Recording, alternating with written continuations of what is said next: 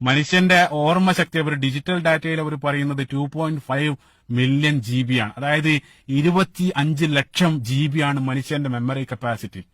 നമ്മുടെ തലച്ചോറ് ഒരു കമ്പ്യൂട്ടർ ആയിരുന്നെങ്കിൽ ഒരു സെക്കൻഡിൽ 38,000 ട്രില്യൺ ഓപ്പറേഷൻ അതിന് നടത്താൻ സാധിക്കും എന്നുള്ള.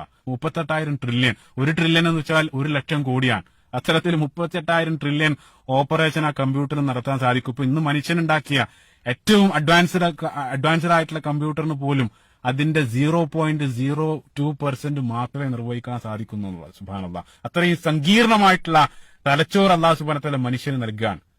എന്തിനാണ് നൽകിയതെന്ന് വെച്ചാൽ ഈ സങ്കീർണമായിട്ടുള്ള ഈ പ്രപഞ്ചത്തെ അല്ലാഹു സുബ്ഹാനഹു വ തആലയുടെ സൃഷ്ടികളെ പഠിക്കാനും അള്ളാഹുവിലേക്ക് എത്തിച്ചേരാനും അങ്ങനെ അള്ളാഹുവിനെ അറിഞ്ഞ് അവന്റെ ഗ്രന്ഥത്തെ അറിഞ്ഞ് അവനിലേക്ക് അല്ലെങ്കിൽ അവന് ജീവിതം സമർപ്പിക്കാൻ വേണ്ടിയിട്ടാണ് ഈ ഒരു സങ്കീർണമായിട്ടുള്ള ഒരു ഉപകരണം അല്ലാഹു സുബ്ഹാനഹു വ തആല നമുക്ക് നൽകിയിട്ടുള്ളത്. സുബ്ഹാനല്ലാഹ്, ആ തലച്ചോറ് മാത്രമല്ല മറ്റുള്ള സംവിധാനങ്ങൾ. ഇപ്പൊ ലോകത്തുള്ള മൊത്തം ഡിജിറ്റൽ ഡാറ്റ, അതായത് ഇന്നുള്ള ഫേസ്ബുക്കും യൂട്യൂബും, അതായത് ലക്ഷക്കണക്കിന് കോടിക്കണക്കിന് കമ്പനികളിലുള്ള മൊത്തം ഡിജിറ്റൽ ഡാറ്റ ഒരു തുള്ളി DNA കൊള്ളിക്കാൻ സാധിക്കും എന്നുള്ള. സുബ്ഹാനല്ലാഹ്, അതിലുള്ള അത്ഭുതം എത്രയാണ്. ഇന്നേ വരെ ലോകത്തുള്ള മുഴുവൻ മനുഷ്യരാശിയും കൈവരിച്ചിട്ടുള്ള മുഴുവൻ ഇൻഫർമേഷനും 4 ഗ്രാം DNA അകത്ത് ഉൾക്കൊള്ളിക്കാൻ സാധിക്കും എന്നുള്ള. അത്രയും സൂക്ഷ്മമായിട്ടുള്ള അതിനകത്ത് ഉൾക്കൊള്ളിക്കാൻ സാധിക്കും. അത്രയും വലിയ സങ്കീർണതകൾ അല്ലാഹു സുബ്ഹാനഹു വ തആല മനുഷ്യനെ സൃഷ്ടിച്ചു എന്നുള്ള.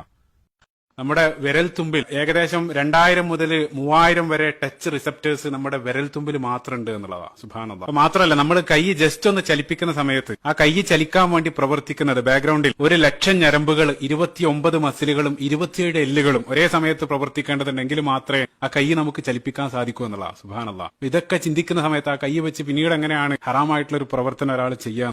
അല്ലാഹു സുബ്ഹാനഹു വ തആല പരിശുദ്ധ ഖുർആനിൽ മനുഷ്യ സൃഷ്ടിപ്പിനെ സംബന്ധിച്ച് പറഞ്ഞ സന്ദർഭത്തിൽ ലഖദ് ഖലഖനൽ ഇൻസാന ഫീ അഹ്സനി തഖ്വീൻ, ഏറ്റവും മികച്ച രൂപത്തിൽ ഡിസൈൻ ചെയ്തു സൃഷ്ടിച്ചു എന്ന് അല്ലാഹു സുബ്ഹാനഹു വ തആല പറയുന്നുണ്ട്.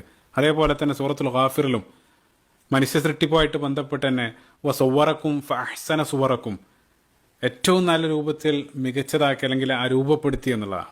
അതിന്റെ പ്രത്യക്ഷത്തിലുള്ള ഉദാഹരണമാണ് യഥാർത്ഥത്തിൽ നമ്മുടെ പുറമേക്കുള്ള നമ്മുടെ സ്കിന്ന്.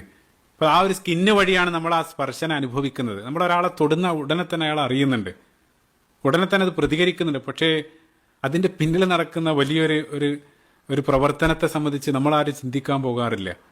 യഥാർത്ഥത്തിൽ നമ്മുടെ ശരീരത്തിലുള്ള ആ സ്കിന്നിലുടനീളം നിരവധി റിസപ്റ്ററുകൾ അല്ലാഹു സുബ്ഹാനഹു വ തആല സംവിധാനിച്ചിട്ടുണ്ട്. അതായത് ചെറിയ സിഗ്നൽ പിടിച്ചെടുക്കുന്ന ഏരിയൽ പോലെയുള്ള നിരവധി റിസപ്റ്ററുകൾ ശരീരത്തിലുടനീളമുണ്ട്. ഒന്നല്ല, പല ഭാഗത്തായിട്ട് പല അളവിലായിട്ട് ശരീരത്തിലുടനീളം അതുണ്ട്. അവസാനം അത്തരം സൃഷ്ടി പഠനങ്ങളിലൂടെ നിങ്ങൾ എത്തിച്ചേരുന്ന കൺക്ലൂഷൻ പരിശുദ്ധ ഖുർആൻ സൂറത്ത് ആൽ ഇംറാൻ അല്ലാഹു സുബ്ഹാനഹു വ തആല പറഞ്ഞു, റബ്ബനാ മാ ഖലഖ്ത ഹാദാ ബാതില സുബ്ഹാനക, അല്ലാഹുവേ ഇതെല്ലാം, ദൈവമേ ഇതെല്ലാം നീ